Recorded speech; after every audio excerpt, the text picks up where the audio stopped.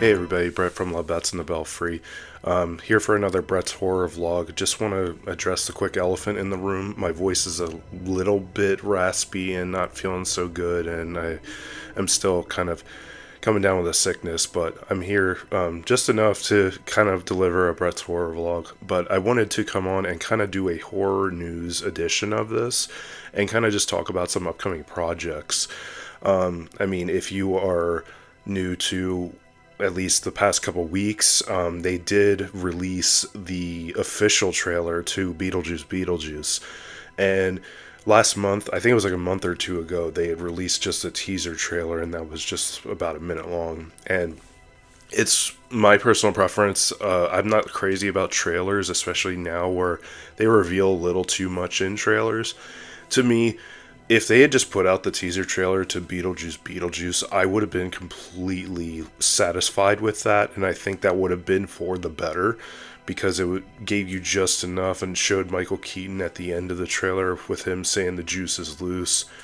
But we did get the official trailer that was released, and if they do release a second trailer getting closer to the release date, I'm going to ignore it, because I don't want to have a lot of things spoiled to me, and I feel like some stuff was already spoiled to me in this official trailer. But anyway, I just wanted to talk about that. I mean, it still looks, I'm cautiously optimistic about this Beetlejuice sequel coming out. It was cool to hear that Michael Keaton and Tim Burton had a really good time making this movie, but that's kind of a double-edged sword, and you kind of have to take that with a grain of salt, because honestly, there's some people who had a blast making a movie that the movie ended up coming out not that great. And usually when you hear of a lot of movies that were just like complete, production, like complete type stuff, the movie ends up coming out pretty good. I mean, and there are cases where it's a complete production-wise, and then the movie still sucks. But, we had Furiosa that just came out, and I saw some articles pop up about Mad Max Fury Road and saying how hard it was to make that movie. But, honestly, that's one of the best action movies probably of the last decade. And so, with Beetlejuice Beetlejuice, I'm hoping that their good time on set and making the movie comes through in the movie. Making a sequel like 30 some years later, it's a lot to live up to. And going back to what Tim Burton and like Michael Keaton were saying, it's like they weren't going to make a sequel if they didn't think they had a solid script behind it. And I'm just hoping that is the case. I'm not expecting this to be better than the original, honestly. As long as seeing it and having a good time with it, that's enough for me to say, hey, cool sequel. And I'm glad they did that. But with how it's going, I'm cautiously optimistic. It still looks pretty good. I like that they kind of have some of the older effects, like from the original movie, especially it was shown like a sandworm kind of chase after Lydia. And, Winona Ryder, coming back as Lydia Dietz is going to be cool. I like that Catherine O'Hara came back for this role. Part of the trailer is kind of giving away that the dad, I think it was Charles was his name, Charles Dietz, they killed him off because the actor who played him is a registered sex offender. So I think them killing him off is all for the better, honestly. My only gripe with that is like Beetlejuice, the whole movie is like, kind of like walking the line between living and dead. And with Lydia Dietz's character, it's like she saw Adam and Barb and could talk to them no problem. You feel like, she would be able to do the same with her dad dying. But I think they're just going to probably ignore that, obviously, due to real life, circumstances and such. So, but I love that it has Willem Dafoe in it. Monica Bellucci's in it. Justin Theroux, I think, is going to play Lydia's husband. At least in one scene where they kind of pop in, and then Beetlejuice is right there, and then Beetlejuice does the whole thing from the first movie where he's like, what do you think of this? And then all that crazy stuff pops out of his face. And Justin Theroux's character kind of faints. Yeah, my guess is he is Lydia's husband. And of course, Lydia has a child named Astrid, and that was revealed in this trailer. Jenna Ortega plays Astrid. And, I mean, cool name. And, yeah, I mean, obviously, we'll find out how it is. But, I mean, based on this official trailer, I mean, obviously, I'm not going to have my way because I wish it was just that teaser trailer. But based on this official trailer, it's not giving away too much. I mean, there is the little Easter egg where, in the original Beetlejuice, Beetlejuice pulls out like someone's severed finger with a wedding ring on it. He's like, I'm telling you, she meant nothing to me. And so with that, it was kind of a fun Easter egg seeing Monica Bellucci's character kind of have like this severed finger that was like put back on her. So I'm guessing that was Beetlejuice's wife, before he tried to marry Lydia in the first movie. And it showed, one spot of Winona Ryder as Lydia, wearing the red wedding dress, that iconic wedding dress look. And, I mean, Michael Keaton himself as Beetlejuice looks pretty decent. I'm hoping that it's almost like no time has passed and he just like slipped right back into the role. I mean, based on him saying he had a fun time, I hope that really comes through. But yeah, I mean, I'm looking forward to Beetlejuice. Honestly, I don't know if they would make a third one. Obviously, they're going to wait on the success of this one coming out in September. I'm quite surprised they are releasing this in September. I mean, not a lot of people are going to the movies now, and usually within a few weeks, the whatever movie comes out is already out of the theater, and then it's already coming on like video on demand. So I'm quite surprised that it's coming out in September. I don't know, maybe they're doing it in theaters, and then maybe a month later they'll put it out in October, to be able to watch at home. We'll see, but I feel like this would have been a perfect time if it was like the first weekend in October that they had, released this movie, because I know hardcore fans are going to want to go see it in the theater because it is going to only be in theaters, at least for the time being when it's released.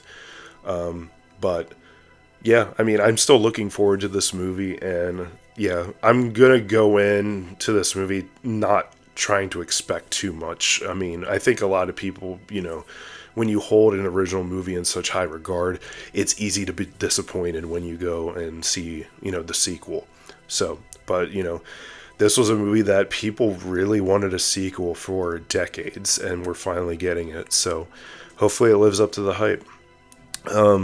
Moving on, I wanted to cover two other topics in this video. The next I'll cover is there's a new Dexter Prequel Series that's supposed to happen, and apparently its title is Dexter Original Sin, and it's of course the story of Dexter prior to what we know as the show Dexter, and then the sequel series Dexter New Blood.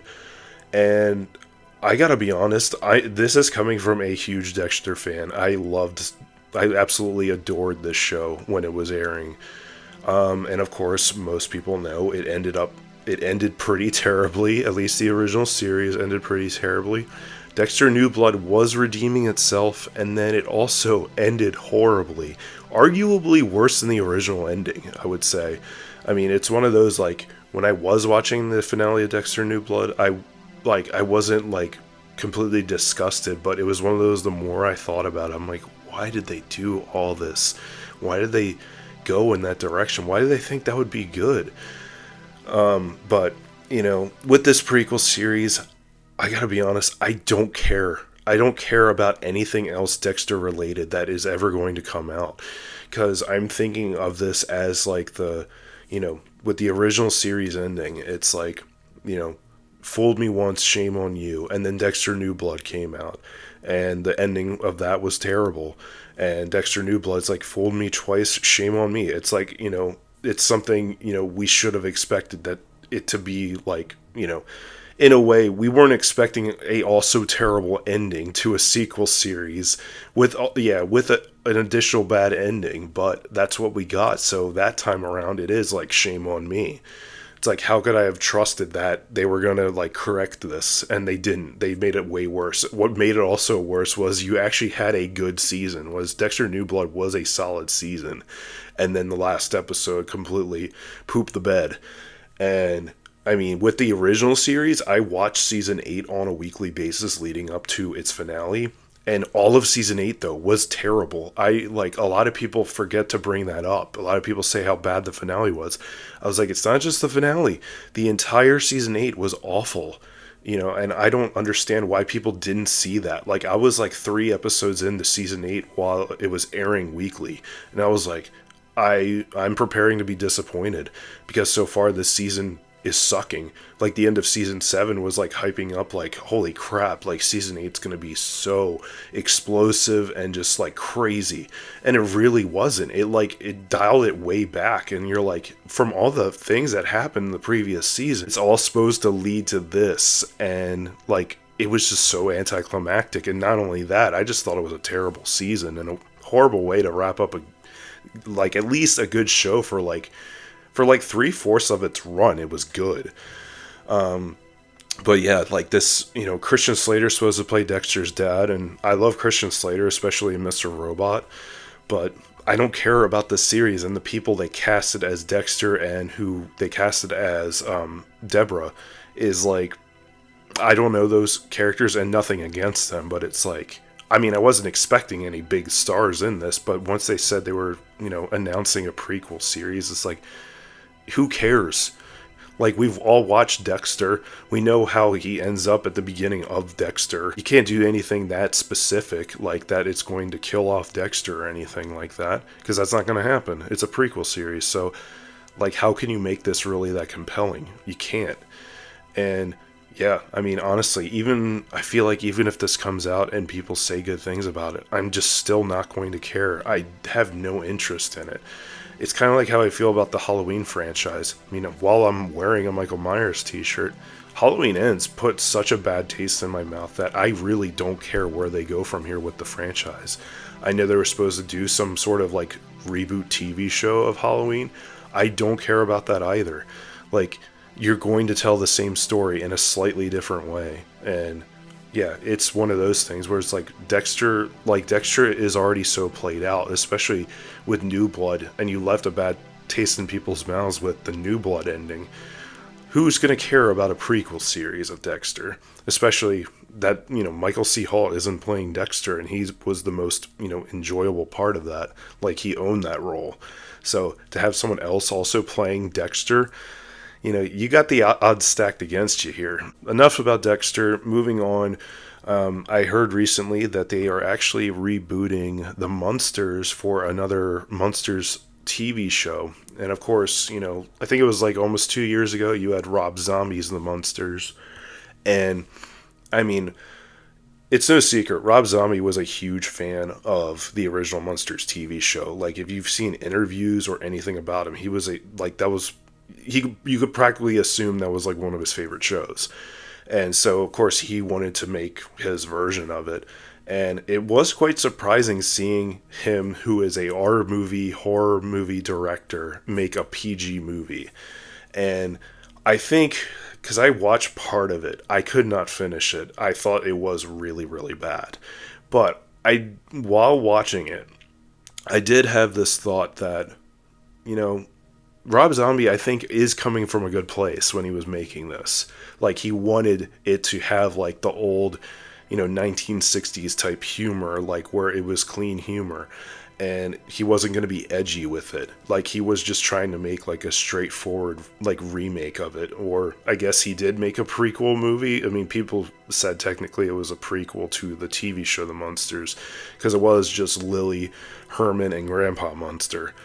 I mean, yeah, that's fine, I guess, if you want to put it that way. I mean, I didn't even get as far as, I think I was like half an hour in, and I was like, I really can't do this. And, yeah, I mean, I'm not a huge Rob Zombie fan as far as his movies are concerned. I only really like House of a Thousand Corpses. I'm not a fan of really anything else he's done. But getting over that, there is supposed to be a Munsters TV show that's being rebooted, or a remake, whatever you want to call it. And apparently James Wan is a credited producer behind this. And, I have a lot of respect for James Wan. I mean, he, obviously making the first Saw movie, and, he's been in tons of horror projects, and, he made like Malignant, which was like a passion project. But I mean, I always am interested in what else he's going to do, and just knowing he's a producer on this, it's kind of interesting. But apparently, the director of Pet Sematary Bloodlines is supposed to be the showrunner for the new Munsters series, and apparently it's going to be called 1313, which is a solid, honestly, a very solid title. I mean, because of their address, 1313 Mockingbird Lane, which was, famous in the original TV show. And of course, I have the original series here. Honestly, for someone who is a ginormous fan of the original series, honestly, I'm not against them like rebooting this, and apparently they said that they're trying to make it like darker, than the 60s TV show. And shockingly, I'm not against that. I mean, I feel like you could actually do something decent with that and make it like, a dark comedy type thing, with them like, especially with a family like the Munsters, you feel like they'd be dealing with like dead bodies and just like, crazy situations and such. But yeah, I'm actually not against this whatsoever. I think it's either the potential to be actually decent, or it will just completely fall flat on its face. And I mean, the cynical in me is saying it's going to fall flat on its face. But I'm not completely against watching it when it comes out. So, yeah, I mean, for being such a huge fan of the original, I'm normally like the purist of, if I'm a fan of something, that like I'm gonna be like, oh, that sounds horrible type thing. But I'm not against this whatsoever. So I'm hoping it's good. So we'll wait and see. But I don't even think there's even remotely a deadline or like a release date for this show. So I mean, it'll be a little bit of time. And I think even with the Dexter Prequel Series, not that I really care to watch it, but it probably will be a good bit of time before that ends up airing.